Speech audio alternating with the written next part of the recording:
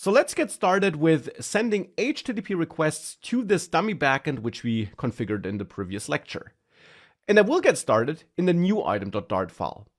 There we have this save item method where we validate the form and get all the entered values. And at the moment we're then moving back to the previous screen and we're passing the newly added data along. And this is absolutely something we can do, but at the moment, of course, the data would therefore only be stored locally on the device. And actually, not even that. At the moment, it would only be stored in memory, to be honest. If you would want to store it on the device, you would have to take some extra steps, about which you will also learn a little bit later in an extra section.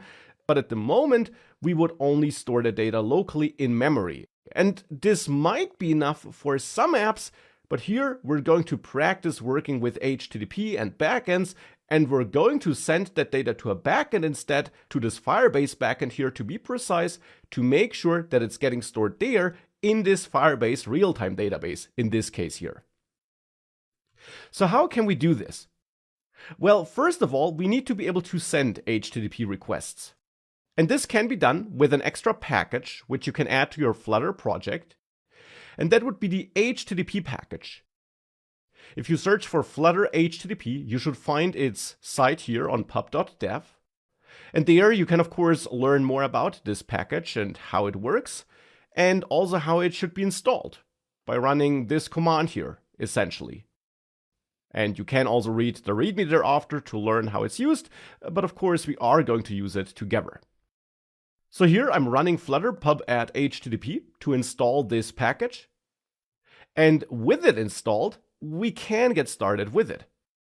For this here, in new item.dart, we can import this HTTP package and then from there the http.dart file.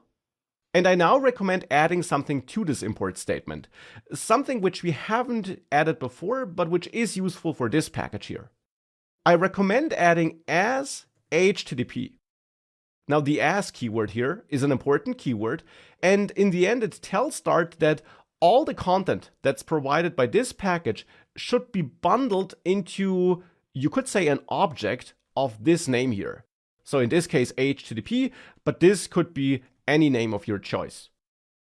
But HTTP makes a lot of sense because it's a lot of HTTP functionality that's exported by this package.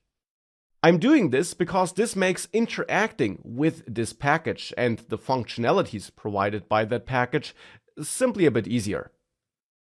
And with that added, we can now use it here in save item to send a request after validating and after calling save. So once we do have our data available, and we will send this request with help of this HTTP object-like thing, which we created here with help of as.